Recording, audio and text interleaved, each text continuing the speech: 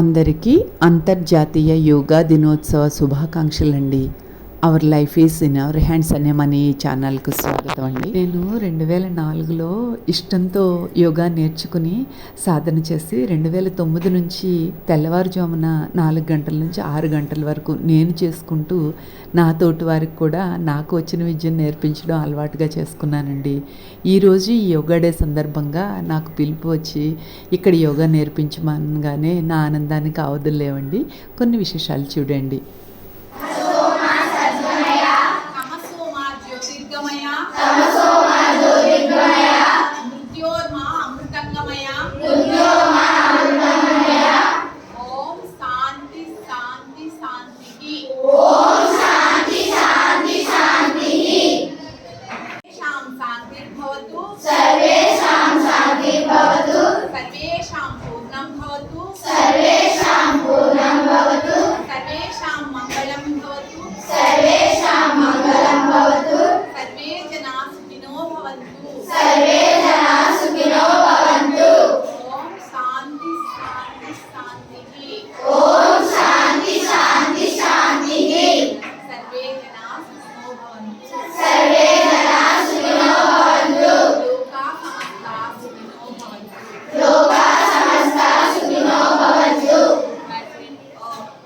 మాధవరాయుడుపాలెంలో మా ఇంటి వద్ద ప్రతిరోజు తెల్లవారుజామున 4:30 నుంచి 6:30 వరకు యోగా సాధన చేస్తామండి. మాతో కలిసి యోగా సాధన చేద్దాం అనుకున్నవారు మా ఇంటికి రండి, ఉచితంగా ఈ సేవలు అందిస్తాం. యోగా డేకి ముందు జరిగిన సాధనలో కొన్ని విశేషాలను ఈ వీడియోలో చూద్దామండి. మూడోది ఏంటంటే కొంతమందికి బొడ్డు పైన పట్టు ఉంటుంది, కింద పట్టు ఉంటుంది. 2 పట్టులో నాకు తగ్గాలి అనుకున్నారు. ఒక్క దగ్గర 2 ఫీట్లు అంటారు కదా, దీనివల్ల 2 పట్లు తగ్గిపోతుంది. అదేంటంటే నౌకాసన అంటారు. ఇలా మనం మోచేతుల మీద ఇలా లేచి అలా లేచి ఈ మోచేతుల దగ్గరికి చేతుంటారు. నౌకాసన అంటారు. ఉండగలిగినంతసేపు ఉండడం. ఇంకా నా వల్ల కావట్లేదంటే నెంబర్ ఒకవేళ పడుకోవడం అనుకోండి, కాళ్ళు ఇలా పట్టుకోండి, ఇలా పట్టుకుని ఇలా ఉండండి. ఆ పొట్ట దగ్గర స్ట్రెస్ మనకు తెలుస్తుంది అన్నమాట. నాభి చుట్టూ దగ్గరలాడుతుంది, అప్పుడే మనకి తగ్గుతుంది. ప్రాణాయామాలు, యోగ సాధన, ప్రకృతి జీవన విధానం ఆ కార్యక్రమం అయ్యాక యోగాసనాలండి. తెల్లగిలా పడుకుని చేసి 6, గోర్లా పడుకుని చేసి 6, కూర్చుని చేసి 6, ఈ 18 ఆసనాలు మేము ఫాలో అవుతాం. మిగిలిన చాలా ఉంటాయండి. సూర్య నమస్కారాలు అనేది కూడా చెప్పమంటారా? కూర్చున్నాయో 4 అండి, కూర్చున్నాయో 4, కూర్చున్నాయో 4 చెప్పిన. ఇది సర్వాంగాసనాలు. ఇంకొకటి ఏంటంటే డ్రెస్ వేసుకొస్తే యోగా చేయాలంటే పంజాబీ డ్రెస్ వేసుకోవాలి, నా వల్ల కాదని జహానాలు మానేస్తున్నాను. అనుకున్నాను మా ఊర్లో కూడా, అమ్మ మేము పంజాబీ డ్రెస్లో వేసుకోలేము అమ్మ, అందరినీ కావాలి. మీరు పంజాబీ డ్రెస్సులు ఏమి వేసుకోవద్దు, చక్కగా చీర కట్టుకోండి. లోపల ఏదన్నా నైట్ ప్యాంట్లు, ఇంట్లో మన పిల్లలు అయ్యే కదా, నైట్ ప్యాంట్ ఉంటే వేసుకుంటే చీరలు అయిపోవు. సింపుల్ మెథడ్ చెప్తున్నాను మీకు, అందరూ డబ్బులు పెట్టి కొనుక్కోలేరు కదా. మరోలా అనుకోకండి, మధ్యతరగతికి దిగువన ఉన్న కుటుంబాలకి ఉపాయం కోసం ఈ మాట చెప్పానండి. పల్లెటూరులో ఉండి ఇబ్బంది లేకుండా చేసుకుంటారని నేను ఈ ఏర్పాట్లన్నీ చేసుకుని వచ్చాను మీకోసమే. చేసే కొలది శరీరం సేవదేరుతుంది అంటారు.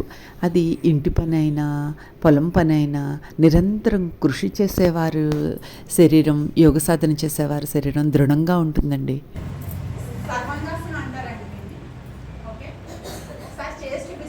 మీరు ఇంట్లో ఎలా చేయాలో చెప్తాను, మీకు కొత్తగా ఏం కాదు. సర్వాంగాసనం అంటే అన్ని అంగాలకి మనకు వస్తుంది. కాళ్ళు, చేతులు, మెడ ఇవన్నీ కూడా మనకి ప్రాణశక్తిని కూడా పెంచుతుంది సర్వాంగాసనం. మొదటిసారి చేసేవారు గోడను ఆధారం చేసుకుని నెమ్మదిగా అలా కాళ్ళు పైకి లేపితే అలవాటు అవుతుందండి. దీన్ని సర్వాంగాసనం అంటారు. ఇలా మనం ఉండగలిగినంతసేపు ఉండాలి, ఉండలేనప్పుడు నెమ్మదిగా తీసుకుంటాం. దీన్ని హలాసనం అంటారు.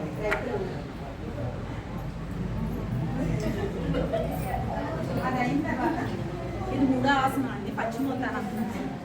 నేనుండే ప్రాంతంలో కాళ్ళు నొప్పులు తగ్గడానికి, నడునొప్పి తగ్గడానికి యోగా నేర్పిస్తాను రండి అంటే, మేము డ్రెస్సులు అవి వేసుకోమమ్మా, చీర కట్టుకుంటే యోగా చేయడానికి ఉండదు అంటున్నారు. అందుకని వారికి సులభంగా చేయొచ్చు చీరతో కూడా అని చెప్పడానికి నేను ఈ చీరతో చేశానండి.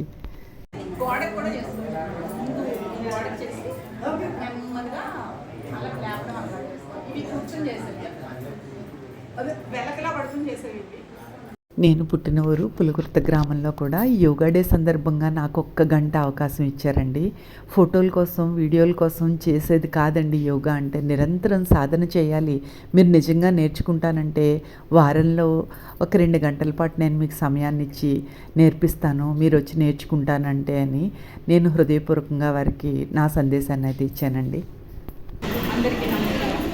రేపు మనకి ఇంటర్నేషనల్ యోగా డే జూన్ 21, 2025 ఈ సందర్భంగా మనం రేపు యోగా చేయడానికి వాళ్ళ రిహార్సల్ చేయడానికి వచ్చాం. ఓకేనా? మనం ఆరోగ్యంగా ఉండడానికి ముందు 4 ధర్మాలు పాటించాలి. మొదటిది శారీరక ధర్మం, శరీరం ఆరోగ్యంగా ఉంటుంది. గృహస్థ ధర్మం, దాన్ని పాటిస్తే ఇంట్లో వాళ్ళందరూ సౌఖ్యంగా ఉంటారు. సామాజిక ధర్మం పాటిస్తే ఆనందంగా ఉంటాం. అట్ల వివరాలు ఒక్కొక్కటి చెప్తాను నేను మీకు. ఆధ్యాత్మిక ధర్మం పాటిస్తే మోక్ష మార్గం మనకి లభ్యం అవుతుంది. ఇప్పుడు మొట్టమొదట మనం తెలుసుకోవాల్సింది ఇప్పుడు ఈ టైంలో శారీరక ధర్మం.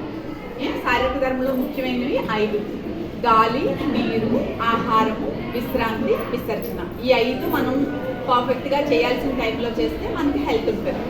ఇందులో ఏ ఒక్క ధర్మం మనం తప్పినా మనకి అనారోగ్యం వస్తుంది. ఓకేనా? ఈ వివరాలు మనం చెప్తున్నాం.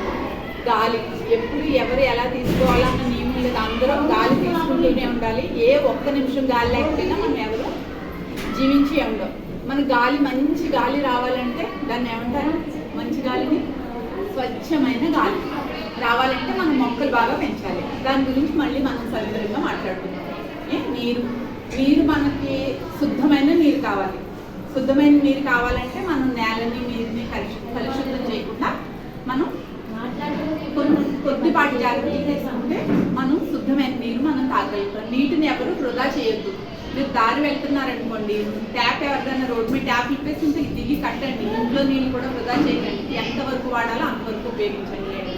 మొక్కల్ని బాగా పెంచండి. గాలి, నీరు, ఆహారం, పౌష్టికాహారం మనం తినడం వల్ల మనం ఆరోగ్యంగా ఉంటాం. మనం పౌష్టికాహారం అంటే ఇంట్లో అమ్మ చేసిందే పౌష్టికాహారం. ప్రకృతి మాత ఇచ్చిన అమృత ఆహారం. పొద్దున్నే బజ్జీలు కావాలని ఎవరు పేర్చి పెట్టకండి. ఇంట్లో అమ్మ చెద్దన్నం ఉంది రెడీగా అంటే కళ్ళ కట్టుకుని తినండి. అన్నం పరబ్రహ్మ స్వరూపం. బయట పదార్థాలు ఏవి మంచివి కాదు. అన్నిటికన్నా చెద్దన్నం ది బెస్ట్. ఇందులో చెద్దన్నం ఎవరు తింటారు? చెయ్యి పైకి ఎత్తండి. ఎవరెవరు తింటారు ఇష్టంగా చెద్దన్నం?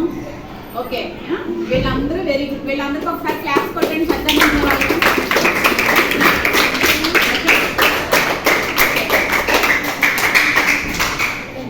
టైం వేస్ట్ చేసుకోవడం మన మేడం. ఓకే, మొదటిది పౌష్టికాహారం తినాలి. అమ్మ ఏమి వండుతుంది? రోజు పప్పు ఆకుగా తినాలండి.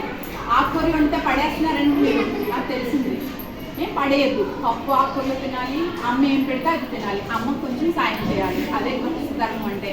మీరు చదువుకోవడం ఒకటే చేస్తే మీరు దేశాన్ని ఉద్ధరించేస్తానని ఫీల్ అవ్వద్దు. మీరు చదువుకున్న హోంవర్క్ పూర్తి చేసేసుకుని అమ్మకు కొంచెం సాయం చేయండి, నాన్నకు కొంచెం సాయం చేయండి. అమ్మ అది కొంతవరకు. ఇంకా సవివరంగా మరోసారి మాట్లాడుకుందాం. గాలి, నీరు, ఆహారం, విశ్రాంతి. మీరు పొద్దుపోయే వరకు టీవీలు, ఫోన్లు చూస్తూ టైం వేస్ట్ చేయదు. హోంవర్క్లు అయ్యే ఒక్క అరగంట పొంది మీకు ఇష్టమైన కార్యక్రమం చూడండి. అరగంట అంటే అరగంటే, వార్తలో లేకపోతే ఇంకొద్దు. తర్వాత ఇంకొద్దు. ఇంకా టీవీ వద్దు, ఫోన్ వద్దు. ఏమో ఈ అరగంట అయినా మీరు బయట విషయాలు తెలుసుకోవడం కోసం, జ్ఞానాన్ని పెంచుకోవడం కోసం. ఓకేనా? విశ్రాంతి. రోజు 8 గంటలు నిద్రపోవాలి మీరంతా. కొంచెం పెద్దవాళ్ళం అయ్యాక మాకు 6 గంటల నిద్ర అయినా కొంచెం సరిపోద్ది. మీకు కొంచెం ఎదిగే వయసు కదా, 8 గంటలు ఖచ్చితంగా నిద్రపోవాలి.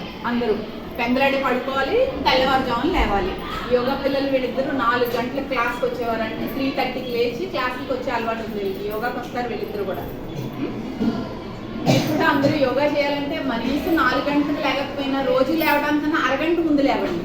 నేను కొద్దిగా నాకు తెలిసిన ప్రాణాయామాలు నేను చెప్తాను. మీరు నేర్చుకునేవి ప్రాణాయామాలు ఒక 5 ఆసనాలు. ఎవరికైనా పొడవదామన్నా, లేదంటే సన్నగా ఉన్న వాళ్ళు కొంచెం పుష్టిగా అవుదామన్నా, లావుగా ఉన్న వాళ్ళు తగ్గ, అన్నిటికీ యోగా ఒకటే.